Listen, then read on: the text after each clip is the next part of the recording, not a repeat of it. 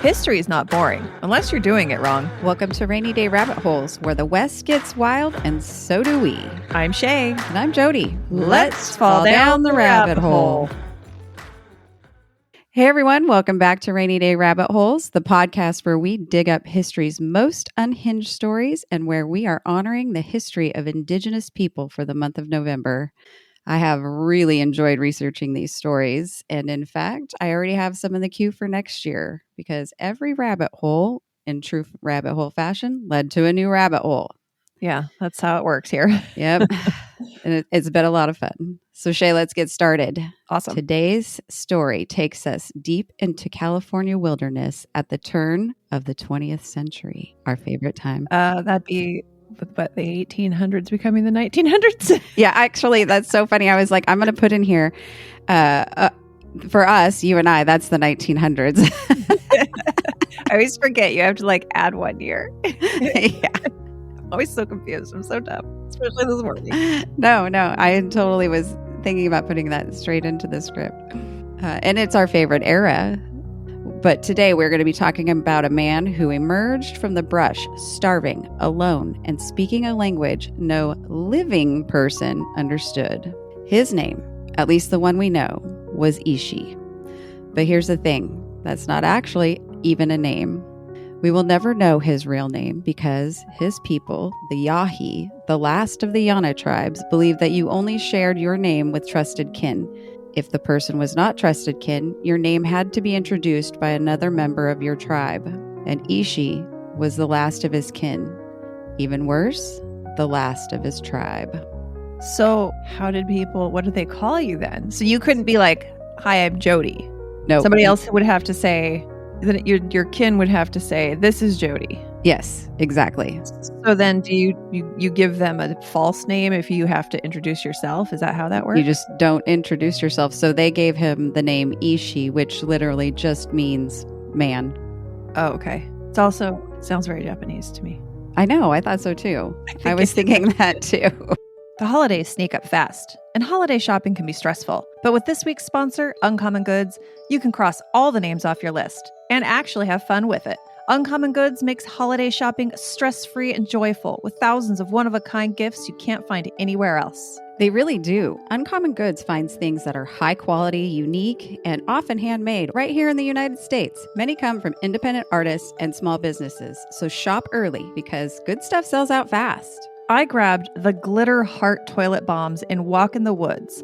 They fizz, clean, and make your bathroom smell like a mossy P&W forest. Perfect for that family member who disappears for half an hour after dinner. And I had to get the murder mystery jigsaw puzzles. They look like vintage books, and instead of a picture, you solve the puzzle through a story. When it's done, the clues are hidden right in the image. And I picked the National Parks water bottle. It's metal, sturdy, and you track every park you visit. I'm making it my life's mission to fill that thing. And for our girls' trip, the Slumber and Serenity Spa Box. Handmade in Colorado with eucalyptus and lavender. It's like heaven. When you shop Uncommon Goods, you're supporting artists and small businesses. And they give back. Over $3 million donated to nonprofits so far. So shop early, have fun, and cross some names off your list today.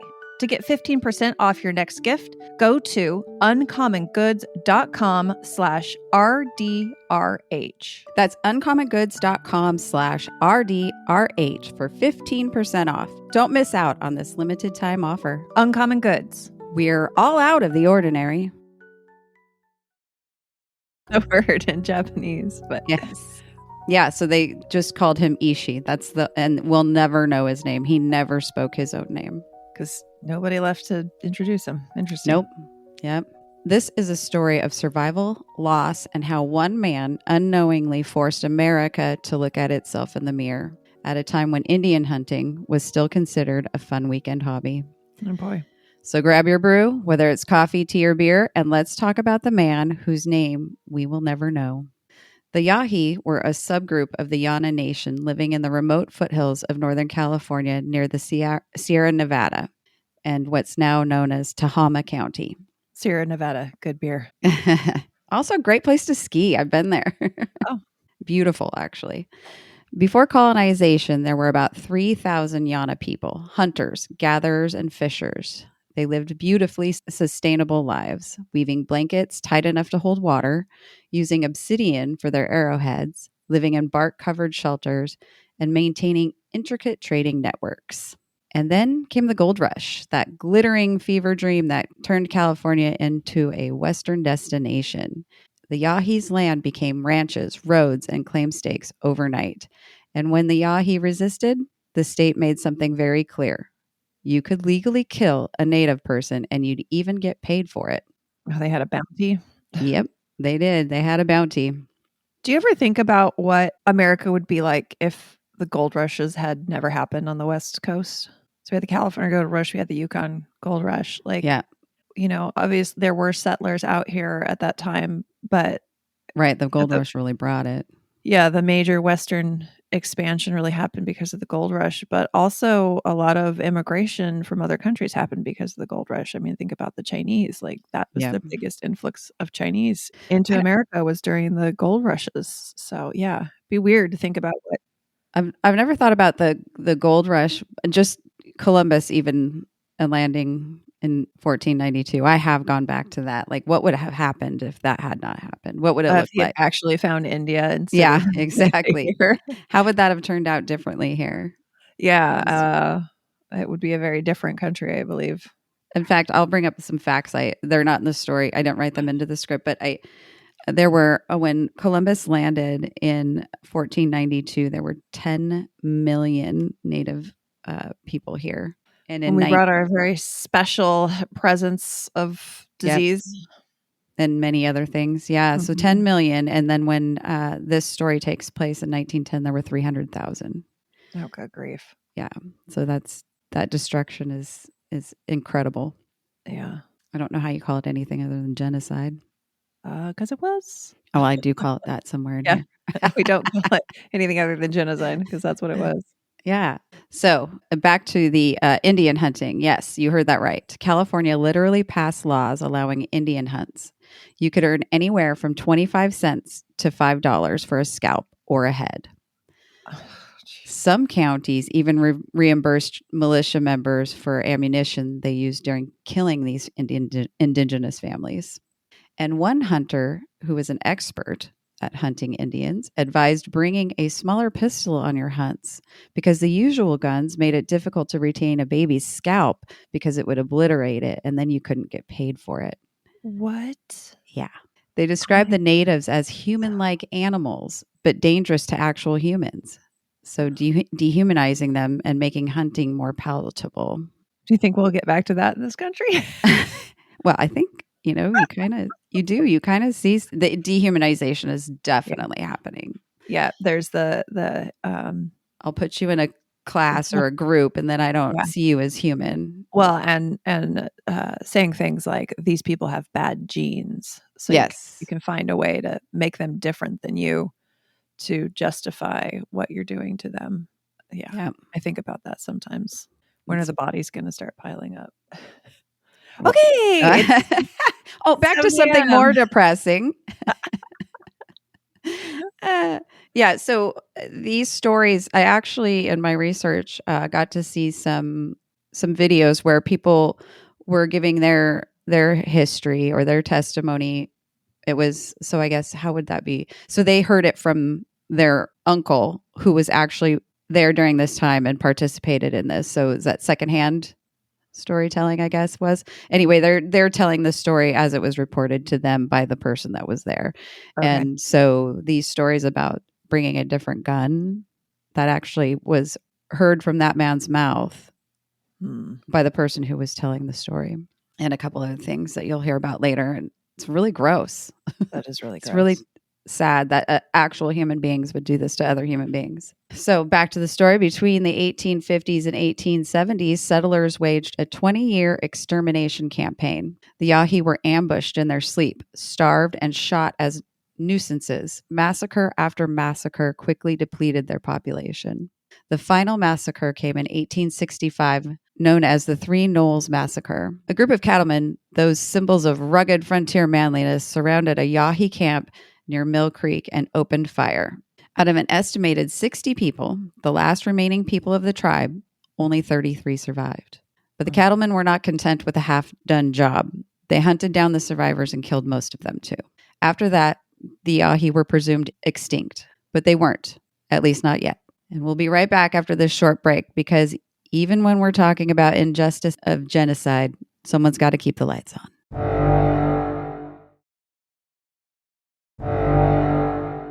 Welcome back to the story of Ishi. For 40 years, there were whispers in Northern California, strange sightings, stolen food from cabins, and missing traps. Ranchers joked about wild Indians haunting the canyons, but no one ever caught them. Turns out the ghosts were the last of the Yahi family, surviving in secret deep in the rugged wilderness of Deer Creek. Like Bigfoot. Yeah, exactly it. I can see signs. Oh, except for these people were real. Oh, yeah. Well, Bigfoot might have been real. Not exactly the same, but Maybe kind of the Bigfoot same. was still alive back Oh, then. except for they find one here. So, and then in this story, they find one. There's a difference. There were just a handful of Yahi, maybe 4 or 5. Among them was a man who would later be called Ishi. He was only 5 years old when the 3 Knoll massacre happened. They lived in silence, avoiding trails, lighting fires only at night, moving camp constantly. They made tools from flint, hunted with bows, and spoke only their language, a dialect no one outside their vanished tribe understood. And in 1908, a group of surveyors stumbled into their camp, or basically raided it, taking bows, baskets, tools, and even food. They told stories themselves over the years. They told this story. When they found a rolled up blanket, they shook it out, and out rolled a little old woman, still alive, but barely. They took the blanket and left her there. Nice. Yep. They took photos of themselves wearing her blanket, and you'll be able to see these on the website because I captured those. Wow. Yeah. How'd they get photos? 1908. I mean, I guess it could be like somebody with a camera floating around. They're grainy black and whites, but interesting. Standing there in that blanket. The surveyors took everything the remaining tribe members would need to survive the winter. Only one man did survive. That man was Ishi. He lived alone in the wilderness for the next 3 years. No tribe, no family, no one to speak to. Just ghosts, memory, and a language only heard in his mind. Then one August morning in 1911, near Oroville, California, a half-starved man wandered out of the brush and into a slaughterhouse corral. He was naked, terrified, and shaking, probably convinced he'd just walked into his death. Probably. The townsfolk called the sheriff, which I thought was really nice since they could have just gotten $5. The sheriff came and locked him in the county jail, and he was entered in the jail log as Indian, wild. Nice. Great. Wild Indian. Yeah. Nobody could understand a word he said. Every language interpreter failed him. He wasn't Yurok. He wasn't Maidu. He wasn't anything they recognized. He was something much older. But here we're going to pause. You've just heard enough tragedy to make your coffee go cold, so let's all breathe and let our sponsors say hi. When we return, we will continue the story of Ishi because the discovery was not the end. Or was it?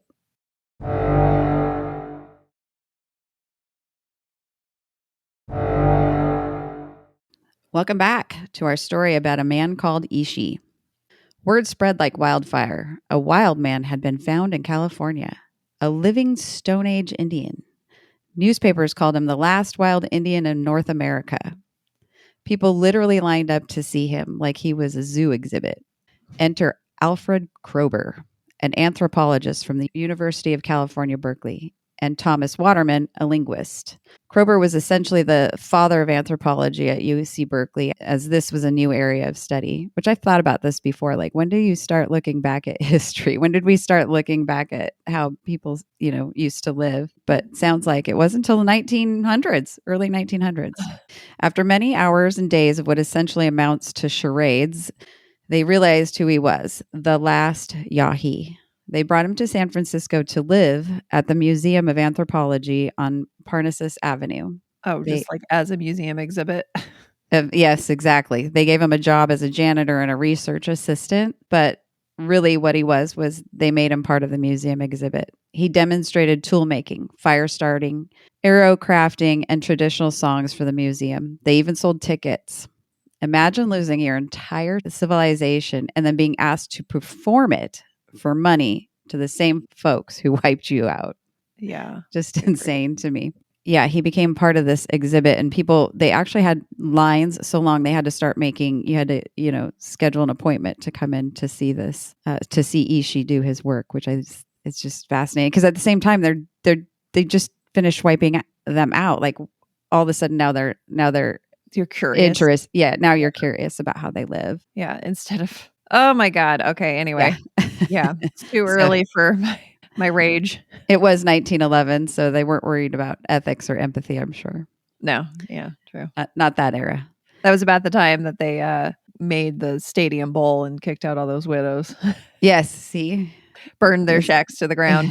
Have fun. Good luck. It was a very cold era. Yeah. Yeah. Nothing stood in the way of progress. Or whatever you wanted to take. Exactly. That's called progress, baby. Manifest destiny, baby. Now, this is where things get beautifully complicated. Krober and Waterman grew to love Ishi. They learned from him, ate with him, recorded his language, and treated him in many ways as family. In the writings about Ishi, they state how fond of him they are. He spent his days teaching them about the Yahi, their stories, rituals, and humor. He laughed often, he had impeccable manners, and was fascinated by city life, though he never got quite used to the noise. He reportedly had quite a sense of humor. So they found a way to communicate with him? Yeah, it sounds like it was always pretty rough. They never really spoke the same language. He learned about 100 words, I think I read, of the English language, which got him far enough. But they found a way to communicate with charades, really. But somehow really built a relationship. They really adored Ishi. I wonder if they thought of him as a human or more like a pet. By the end, they do believe they see him as a human. It kind of changes things. You'll see at the end of the story. He is the catalyst to that. And this story is the catalyst to that. They stop seeing them as subhuman. Ishi recorded over 6 hours of wax cylinder audio, preserving a language that would have vanished forever otherwise. Wow. Although no one understood it, even to this day. He learned some English, but mostly communicated through gestures, patience, and what must have been the deepest well of tolerance imaginable. After years of attempting to get Ishi to take Krober to his isolated hideout, Ishi finally agreed. When he and Krober visited his old homeland, he recognized every rock, every canyon.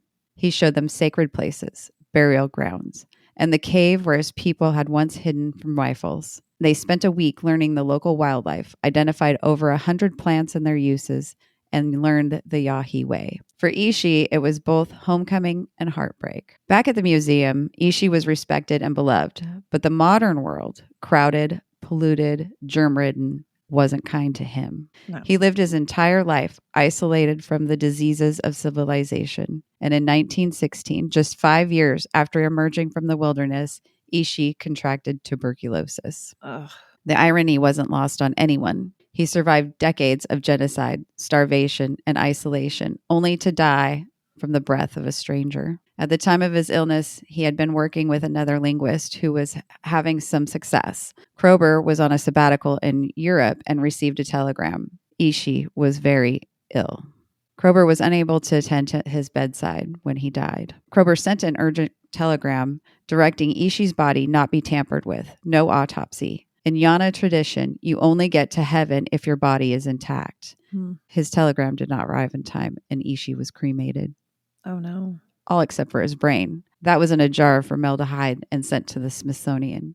And even there, it wasn't on display. For decades, it was mislabeled and forgotten. Wow. It wasn't until the 1990s when his descendants in the Redding Rancheria and Pitt River tribes reclaimed his remains and finally laid him to rest. They took his ashes, his preserved brain, and took him to Deer Creek to be reunited with his people. Let's talk about the legend this man, Ishi, left for America. Because in 5 short years, this one quiet man changed the way America saw indigenous people. From subhuman to human beings with language, art, humor, and history. Krober, who began as a typical 1900s scientific observer, felt artifacts and language were culture. He learned during his work with Ishi, it was more than just that. It was humanness, the relationships, the traditions, the history that make the culture. Krober went on to train nearly 40% of the anthropologists in the country at that time. Wow. People who shaped modern thinking about culture and respect for Native identity. Over time, Kroger found himself a changed man, which he attributed to his time with Ishi, and he left his career in anthropology. All because of one man who wouldn't even say his own name. Ishi's recordings are still studied today. His story is told in museums, classrooms, and libraries, but it's also carried quietly in every native language program, every cultural revival, and every act of remembering that refuses to let genocide be the final chapter. So Shay, maybe that's the point. Maybe we were never meant to know Ishi's real name because he wasn't just one man. He was every voice that refused to die, every culture that hid in the canyons and waited for the world to remember them. And now, when you hear the name Ishi, remember it isn't his name. It's the word for man. And he was exactly that. A man who lived through hell and still had the grace to teach the rest of us how to be human. And that is our story on Ishi. Wow, that was good.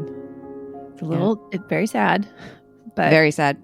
But very a little inspiring that this man he was gracious enough to teach people who had killed his entire family and tribe and teach them about his culture. Yeah. Fascinating to me, and how it changed their thought process. Really touching. It's very touching. Special thanks to Letha at lethadavis.com for our beautiful new website. And it's gorgeous. It is so gorgeous. I'm so excited about it. I've told so many people about it. Go to it.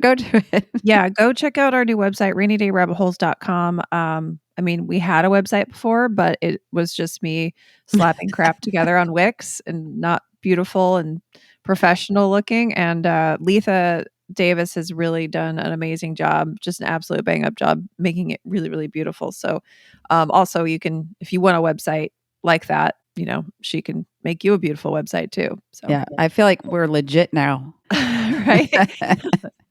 We have a sponsor. We have a real website. It only took 2 years. What's happening? But actually here, that's good. 2 years. So yes. And thank you to Logan Hine for awesome social media marketing and wicked awesome videos. Logan is a social media and video manager helping brands, creators, and businesses build consistent, engaging online presence.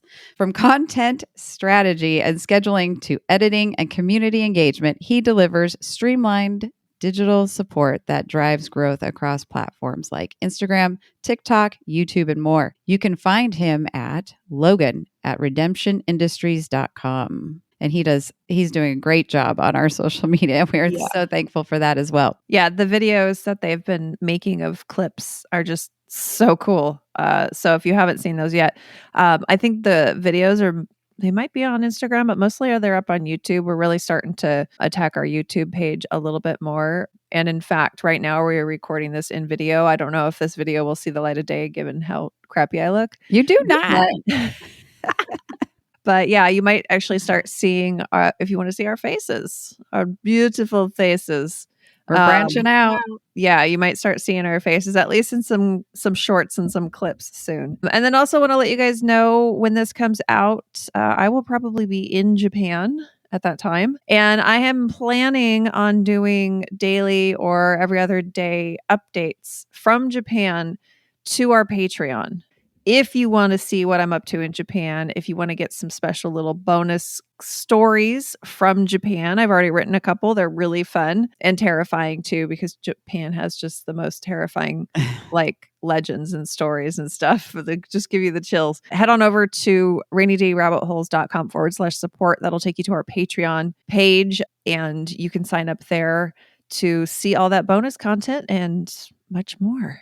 Plus, you might get your own bespoke fan fiction story, which... Yes. Yeah. In fact, so if you have been listening the last couple of months, there were a couple of fan fiction stories that we did for our Patreon supporters. So we took one of our episodes at random, chose a patron at random, and created a little bit of fiction where they were the star. So you could have this too. So you can always just purchase a one-time bespoke fan fiction story for $20. Or if you want to join the contest between now and December 6th, we're giving away one of our bespoke fan fiction stories to one lucky listener. So again, you just have to head on over to rainydayrabbitholes.com/support. And then you can click through to the Patreon page and you will see the post there for joining that fan fiction. And you can always email me at shay@rainydayrabbitholes.com if for some reason you can't find it. But then you can be the star of your own story or have it be a gift for a loved one where they are the star of their own story. So head on over to the website, no matter what you do. All right. Well, thank you, everyone. We appreciate you being here again. And we will be back at you soon with another unhinged tale from history. And see you down the rabbit hole.